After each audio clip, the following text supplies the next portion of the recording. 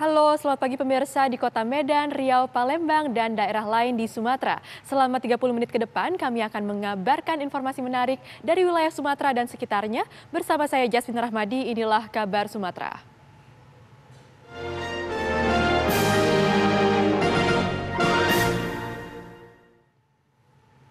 Pemirsa, gudang di Jalan Titi Payung, Dusun Kota Rantang, Hamparak Perak, Deli Serdang, Sumatera Utara yang diduga sebagai penyimpanan BBM ilegal Selasa malam ludes terbakar.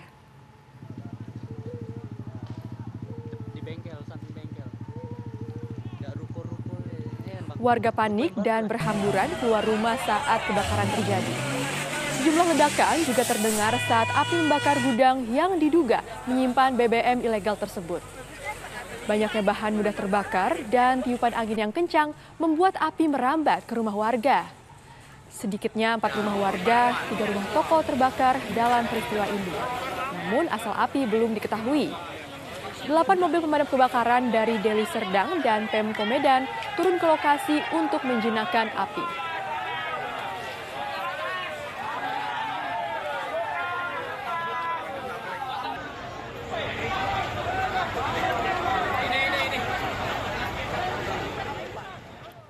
Pemerintah Kota Bandar Lampung memecat oknum Satuan Polisi Pamong Praja atau Satpol yang melakukan pungutan liar terhadap pengamen angklung jalanan.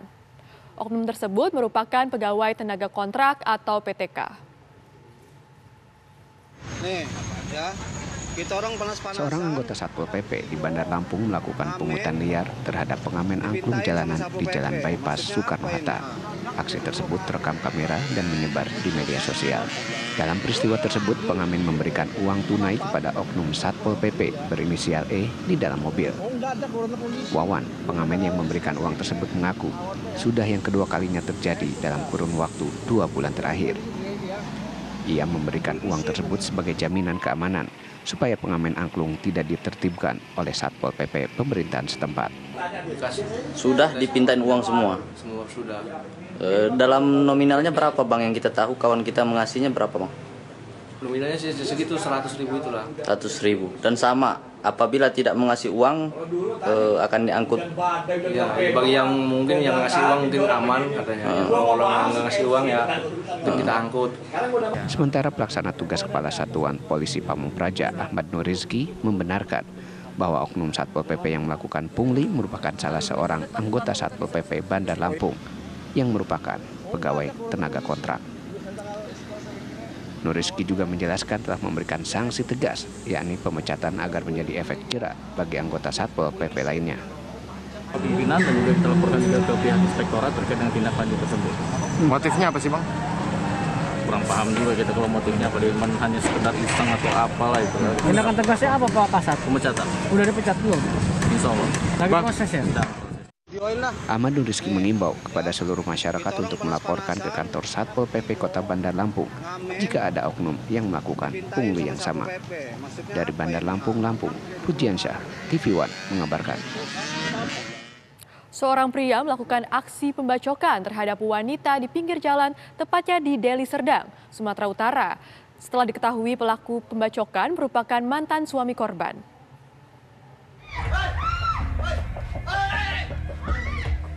Inilah aksi kejam yang dilakukan seorang pria terhadap mantan istrinya di Kecamatan Tanjung Morawa, Deli Serdang, Sumatera Utara.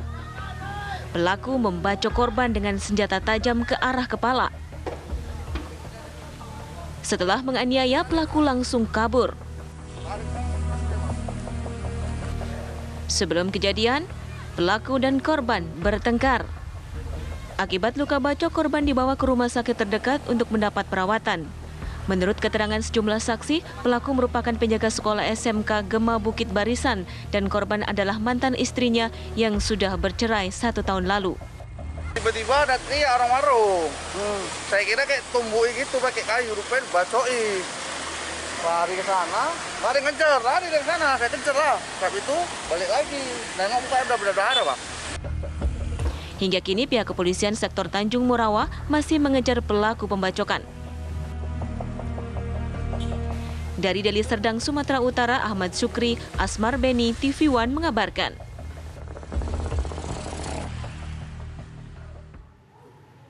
Aksi perampokan yang terjadi di Jalan Lintas Tengah Sumatera viral di media sosial.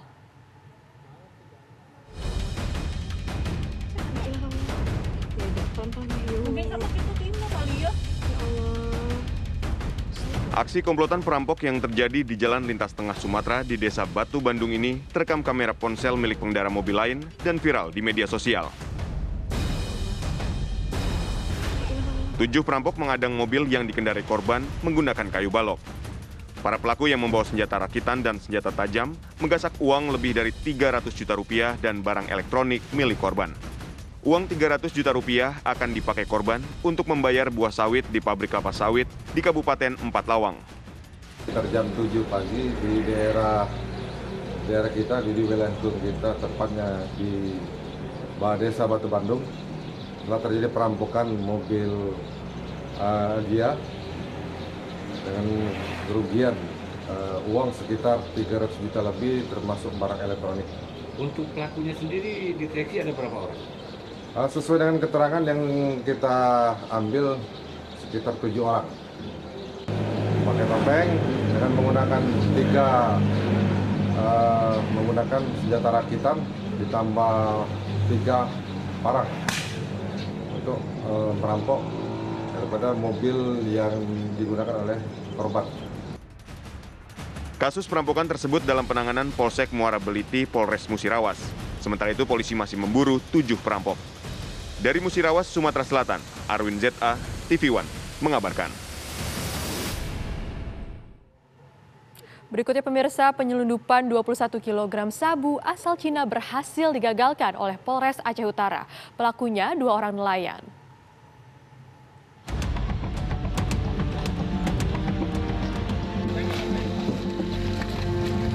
Sat Narkoba Polres Aceh Utara menggagalkan penyelundupan 21 kilo sabu asal Cina. Para mafia sabu ini melakukan transaksi di kawasan Batu Putih, perairan internasional. Mereka menggunakan kurir nelayan untuk membawa sabu yang dikemas dalam kemasan teh. Petugas menangkap 2 orang warga Seunodon yang berprofesi sebagai nelayan. Polisi masih memburu 1 tersangka lainnya berinisial A yang diduga sebagai pemilik sabu.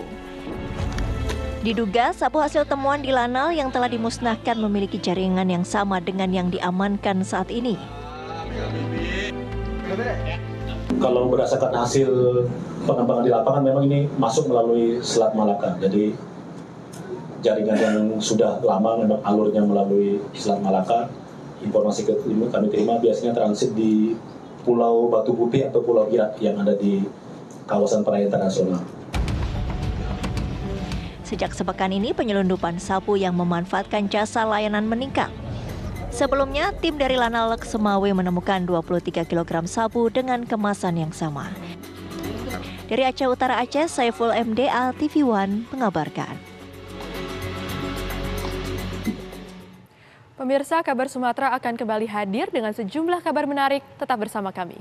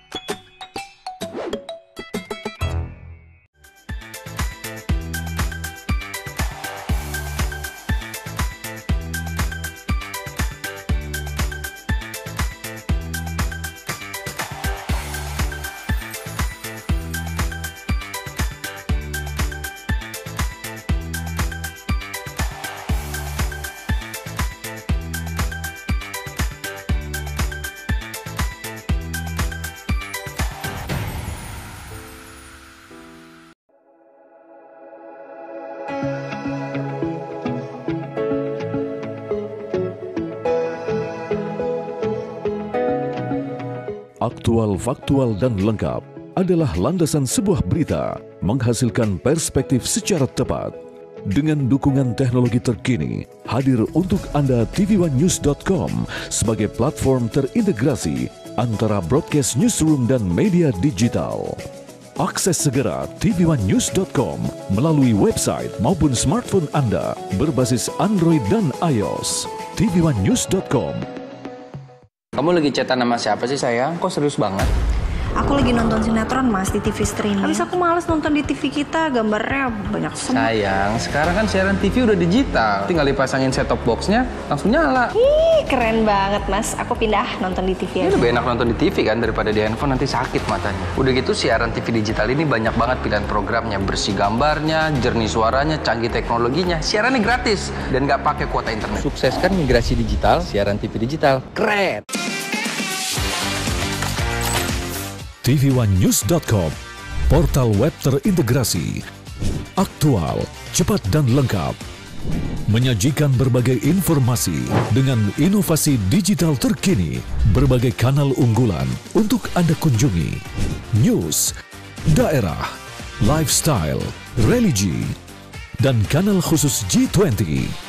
tvOneNews.com, aktual, cepat dan lengkap, layanan konten digital terbaik untuk Anda.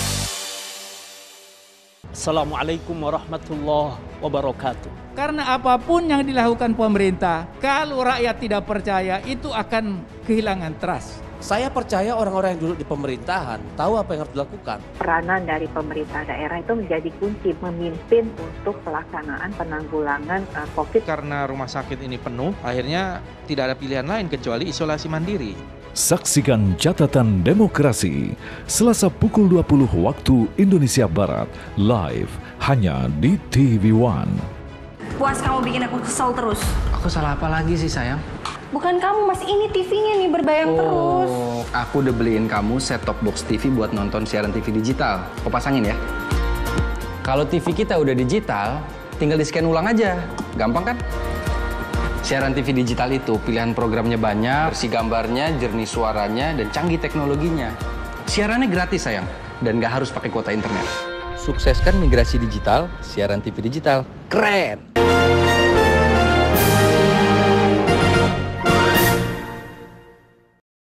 Pemirsa, Menko Polhukam Mahfud MD mengungkapkan dugaan korupsi Gubernur Papua Lukas NMB bernilai mencapai ratusan miliar rupiah, bukan 1 miliar. Dari temuan PPATK, aliran duit Lukas juga mengalir ke kasino judi di 2 negara mencapai 560 miliar rupiah.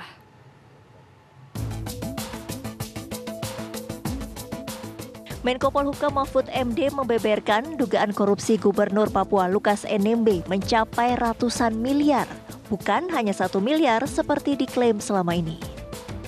Mahfud juga mengungkap Lukas NMB memiliki manajer pencucian uang.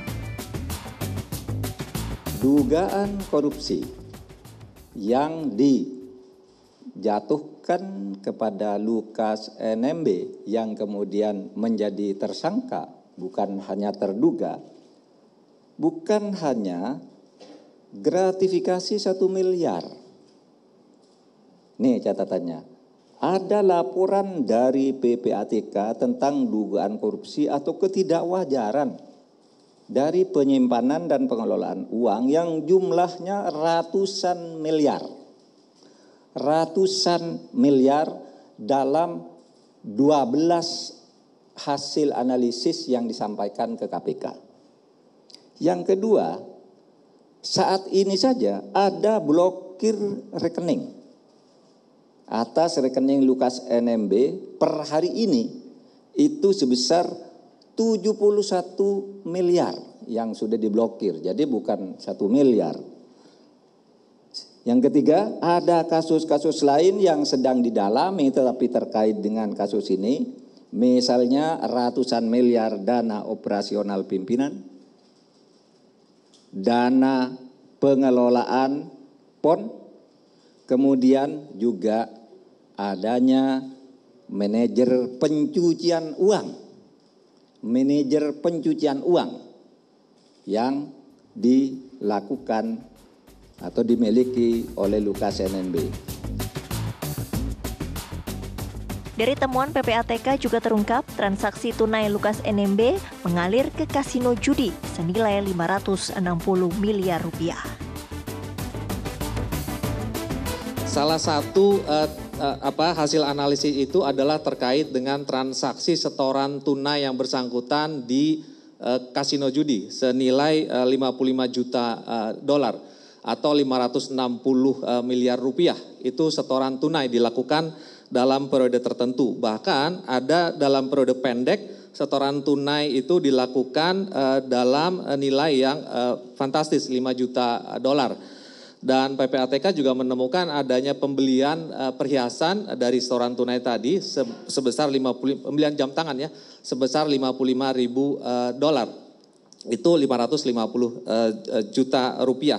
Lalu kemudian PPATK juga mendapatkan informasi bekerja sama dengan negara lain dan ada aktivitas perjudian di dua negara yang berbeda dan itu juga sudah PPATK analisis dan PPATK sampaikan kepada KPK. KPK telah menetapkan Lukas NMB sebagai tersangka dan mestinya diperiksa di Makobrimob Papua 12 September lalu namun mangkir dengan alasan sakit. Pengacaranya menyebut Lukas dijerat dugaan gratifikasi senilai 1 miliar rupiah. Tim TV One mengabarkan.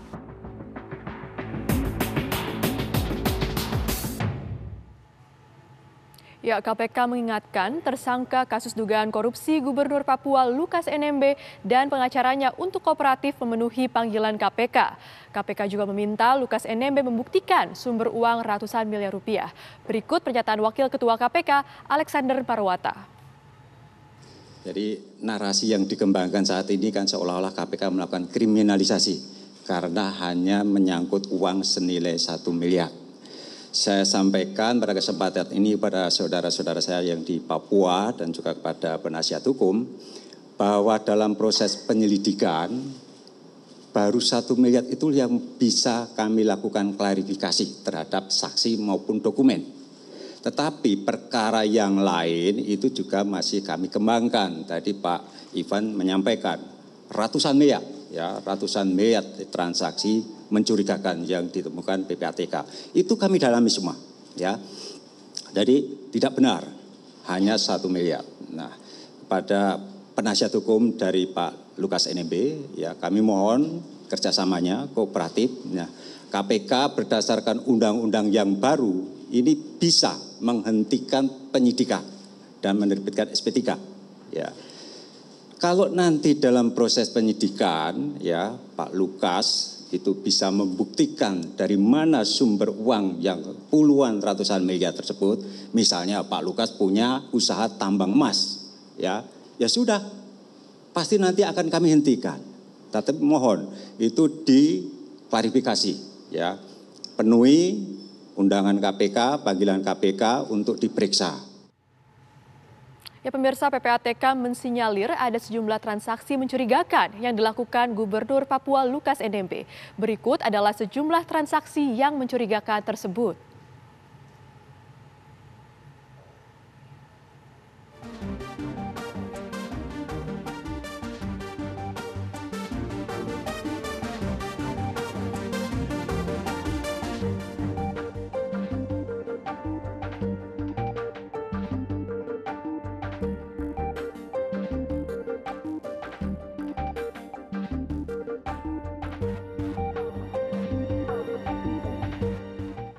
Presiden Joko Widodo menegaskan bahwa pemerintah tidak menghapuskan dan tidak ada pengalihan golongan pelanggan listrik 450 volt ampere. Hal ini diungkapkan Presiden setelah meresmikan ruas jalan tol Cibitung-Cilincing di gerbang tol Gabus, Kabupaten Bekasi, Jawa Barat. Presiden memastikan bahwa pemerintah masih tetap memberikan subsidi bagi pelanggan listrik 450 volt ampere. Dan oleh sebab itu, Presiden berharap masyarakat tidak perlu resah dengan adanya isu penghapusan dan pengalihan golongan pelanggan listrik tersebut. Tidak ada penghapusan untuk yang 450. Tidak ada juga perubahan dari 450 ke 900. Tidak ada. Nggak pernah kita berbicara mengenai itu. Bukannya nanti akan menambah subsidi, beban subsidi. Ya, saya sampaikan tidak ada subsidinya untuk yang 450 tetap, dan tidak ada penghapusan 450, tidak ada perubahan dari 450 ke 900, tidak ada. Jangan sampai nanti yang di bawah resah gara-gara statement mengenai itu. Berikutnya pemirsa, Komisi 11 DPR RI menetapkan Ahmadi Nur Supit menjadi anggota Badan Pemeriksa Keuangan 5 periode 2022-2027. Ahmadi Nur Supit terpilih secara aklamasi.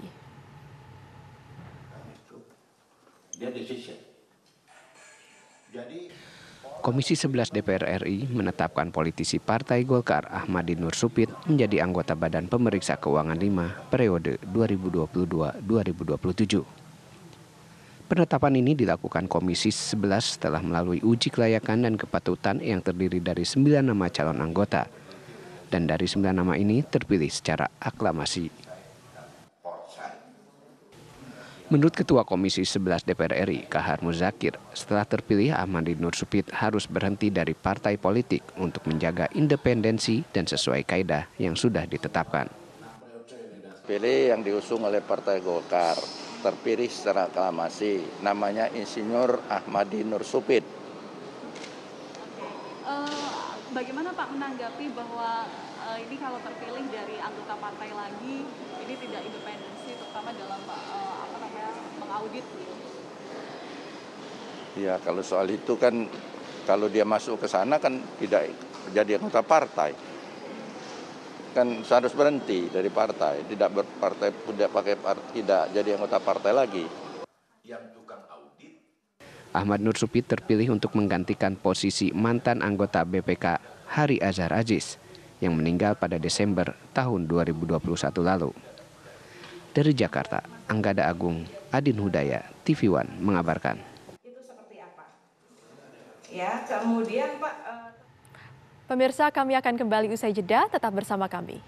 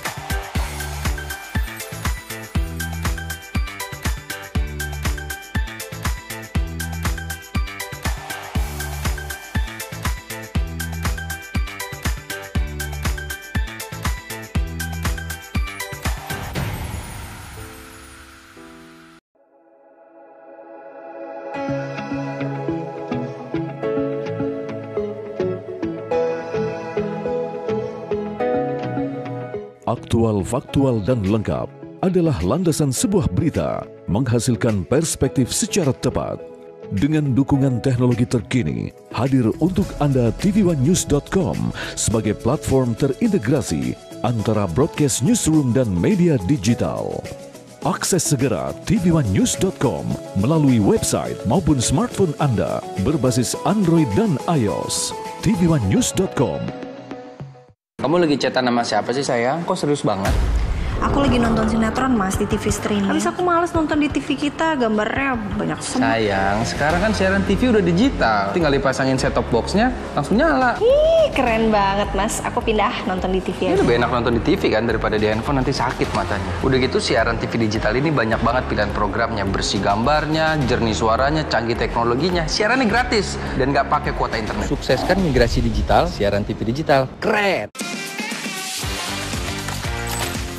tvOneNews.com, portal web terintegrasi, aktual, cepat dan lengkap, menyajikan berbagai informasi dengan inovasi digital terkini, berbagai kanal unggulan untuk Anda kunjungi, news, daerah, lifestyle, religi, dan kanal khusus G20.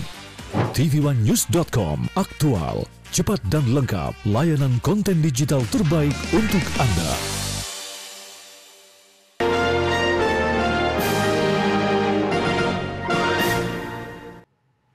Anda kembali di Kabar Sumatera. Pemirsa, aksi brutal perusakan kantor sebuah perusahaan yang dilakukan oleh seseorang di Jambi viral di media sosial. Aksi ini dipicu pembagian harta warisan yang tidak merata.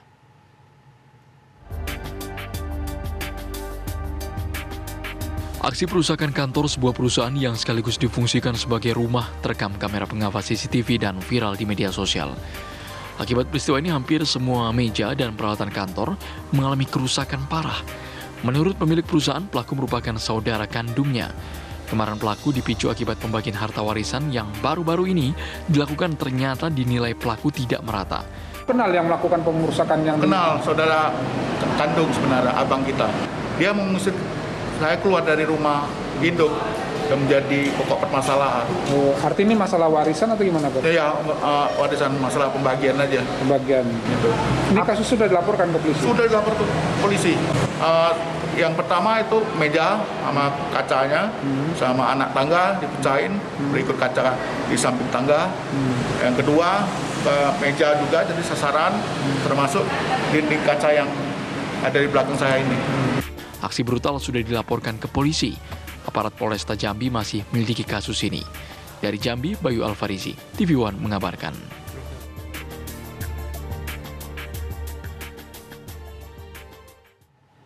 Kejari Lampung Utara menyita sekaligus menyegel kios pupuk bersubsidi atas dugaan penyimpangan distribusi selain ke kelompok tani.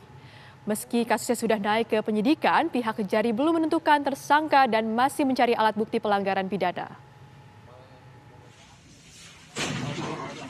Sebanyak 56 ton pupuk bersubsidi di salah satu kios pupuk di Desa Sawojajar, Kota Bumi Utara, Lampung Utara, disita pihak Kejaksaan Negeri Lampung Utara. Penyitaan dan penyegelan ini dilakukan menyusul adanya dugaan penyimpangan distribusi pupuk subsidi selain ke kelompok tani. Namun, meski sudah 2 bulan sejak kasusnya dinaikkan ke tahap penyidikan, pihak Kejaksaan baru akan memulai mencari alat bukti dan pihak yang diduga melanggar pidana serta pasal yang disangkakan. Kepala Kejaksaan Negeri Lampung Utara juga telah menaikkan status penyelidikan menjadi penyidikan. Untuk selanjutnya kita akan mencari alat bukti dan juga pihak-pihak yang nantinya akan kita mintakan pertanggungjawaban secara pidana. Pihak kuasa hukum menilai ada sejumlah kejanggalan dalam penyidikan kasus ini. Selain belum jelasnya pasal yang dikenakan dalam kasus, pihak kuasa hukum menilai penyidikan membuat kios yang disegel mengalami kerugian. Untuk itu, pihaknya akan menggugat ganti rugi ke pihak Kejaksaan. Kalau ini berlanjut menjadi satu kasus, kita punya hak menurut pasal 1365 Kitab Undang-Undang Perdata, kita melakukan gugatan hukum kepada Kejaksaan bahwa dia melakukan perbuatan melawan hukum dan menimbulkan kerugian bagi orang lain karena sejak bulan Juli disita sehingga 65 ton pupuknya itu terhenti, tidak terdistribusi dan juga perusahaannya ditutup. Itu kan dengan sepihak itu kan merugikan. Jadi tindakan yang merugikan ini dia wajib ganti rugi. Selain itu lebih berperannya Kepala Seksi Intelijen Kejari dibanding Kasipitsus dalam kasus dugaan penyimpangan semacam ini dinilai janggal. Kita juga akan melakukan ke Jawas ya, kepada Jaksa Pengawas Komisi Kejaksaan. Akan kita laporkan karena ini tindakan perilaku yang anehnya adalah kenapa Kasih Intel lebih berperan dari Kasipitsusnya, padahal ini yang dianggap kasih dari Pitsus. Pihak Kejaksaan Agung disebut masih mencari pasal yang dilanggar selain kelalaian oknum staf kios yang diduga tak mengetahui alur penjualan pupuk subsidi. Sebelumnya, pihak Kejari Lampung Utara mendapati oknum staf kios menjual pupuk subsidi ke pihak selain kelompok tani dengan menyamar. Dari Bandar Lampung, Provinsi Lampung, Pujiansyah, TV One mengabarkan. Demikian kabar Sumatera hari ini pemirsa. Saya Jasmine Ramadi, mewakili kru yang bertugas pamit undur diri. Terima kasih dan sampai jumpa.